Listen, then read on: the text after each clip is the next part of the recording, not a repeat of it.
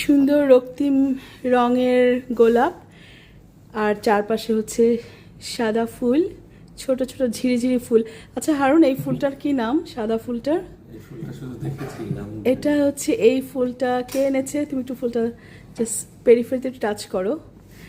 এই ফুলটা হচ্ছে হারুন নিয়ে আসছে আমাদের জন্য পয়লা বৈশাখের শুভেচ্ছা। পাশাপাশি এই আজকের দিনে ও বর সেজেছিল পয়লা বৈশাখে, সেই দিনটাকে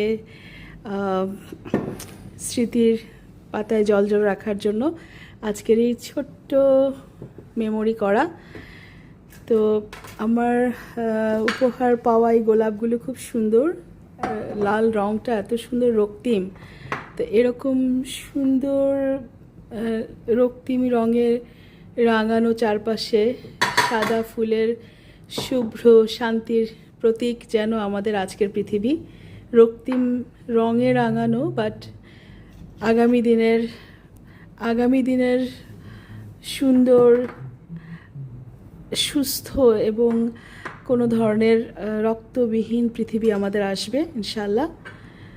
আর আজকে আমি পয়লা বৈশাখ উপলক্ষে, এখন বাজে প্রায় 4:30, আমি কিছু রান্না, আমি আর হারুন আমরা দুজন মিলে করেছি।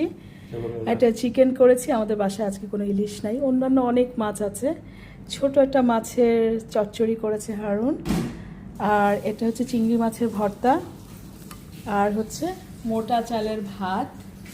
এই চালটা খুবই মজা, আমাদের দেশে জামুর চাল বলে, আর খুবই মজা, এটা আমরা প্রায় খাই। আর এটা হচ্ছে একটা সালাদ, যে সালাদটা খুবই মজা হয়, এটা হারুন বানিয়েছে। তো আলহামদুলিল্লাহ, পয়লা বৈশাখ একটা ভাব তো অবশ্যই আছে, যেহেতু ছোট মাছ, যদি বাংলাদেশের না, এখানকার ওমান সমুদ্রের অথবা অ্যারাবিয়ান পেনিনসুলা, আলহামদুলিল্লাহ, আর ভর্তা। তো সব মিলিয়ে আজকে আমাদের আয়োজনের পয়লা বৈশাখের